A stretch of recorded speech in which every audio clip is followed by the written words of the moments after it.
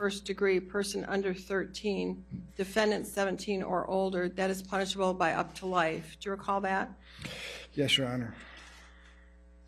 This voice that you have just let out publicly will have that rippling effect to change legislation, to change the lives of children who are. You convinced my parents that you didn't stick your fingers in my adolescent vagina. But I knew when it was time to use my first tampon not to worry because my hymen wasn't intact. You used my body for 6 years for your own sexual gratification. That is unforgivable. Without my knowledge or consent, I had engaged in my first sexual experience by kindergarten. I've been coming for you for a long time. I've told counselors your name in hopes that they would report you. I have reported you to Child Protective Services twice. I gave a testament to get your medical license revoked. You were first arrested on my charges. And now, as the only non-medical victim to come forward, I testified to let the world know that you are a repulsive liar. Larry Nassar wedged himself between myself and my family and used his leverage as my parents' trusted friend to pry us apart until we fractured. And fracture we did. My relationship with my mother is still marbled with pain, anger, and resentment. And for a long time, I told people that I did not have a family. I was 12 years old when I told my parents, when Larry rubs my feet, he uses his penis. My parents confronted him and he denied any such action. Due to complex details that I won't get into here, my parents chose to believe Larry Nassar over me. His belief that I had lied seeped into the foundation of our relationship. Every time we got into a fight, he would tell me, "You need to apologize to Larry." Larry Nassar's actions had already caused me significant anguish, but I hurt worse as I watched my father realize what he had put me through. My father and I did our best to patch up our tattered relationship before he committed suicide in 2016. You're not alone that your family didn't listen, that they trust the abuser. But you as a small child had nothing to gain, nothing, by complaining. And still your voice went unheard. I promise you, it's not unheard now.